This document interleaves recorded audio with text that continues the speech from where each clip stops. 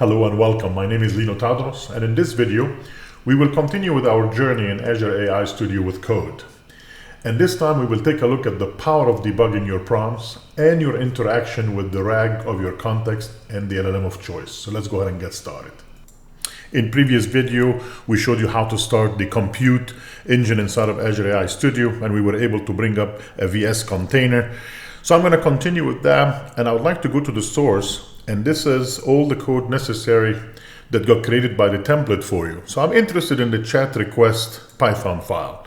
You will notice this file has three different functions. One of them is responsible for doing the embedding, and the other one is to get the context from the RAG information that we added. And the final one is to get the response, which of course is the very important one that will take the question and will return back the answer from the LLM itself. So let's go, for instance, in here, I'm going to be putting a breakpoint on this line. These are pretty much the two most important lines in here, is to load from the prompty, which is the chat.prompty right there. And then I'll be passing it the question and also the relevant context from all the documents that I already vectorized. I'd like to bring back only the one relevant to the questions to be able to go against the LLM. So let's put this breakpoint in here and let's go ahead and give it a shot. I'm going to go all the way at the top in here. We'll say Python debugger, debug Python file. We'll click on that. And let's see if the system, before it executes this line, if I can debug it and what is the power of doing that in Visual Studio Code, even though I'm running in a container, running in my compute as well. So notice the question has been asked, how can I access my medical? And it will stop on that line in here. I want to make this a little bit bigger so you can see all the power of that. You get your watches, the call stack, and the variable. So notice this is being used as a completion right now, not a chat. So the chat history is empty, the array is empty. But if I open up the configuration, for instance, let me make this a little bit smaller. All right.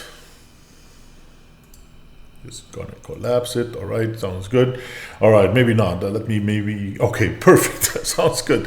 So now if I take a look at the configuration, I can see I'm going against API version, a specific number. This is my Azure deployment. I get to choose, of course, to choose GPT-3.5 Turbo, GPT-4, GPT-4o, whatever I would like to go against if I want to.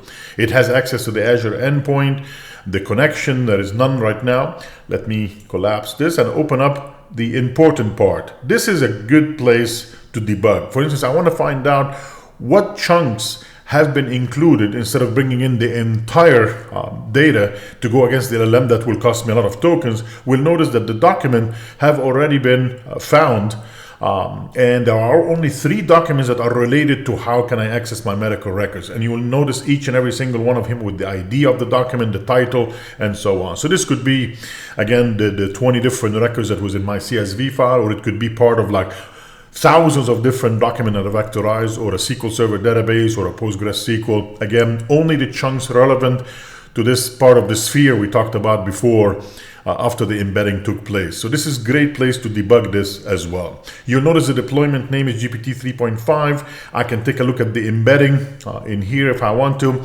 I can override the model. So notice here in the model, for instance, I can see the maximum tokens, 512. I have a chance to change that before the call gets made during the debugging session itself. So it's very, very powerful.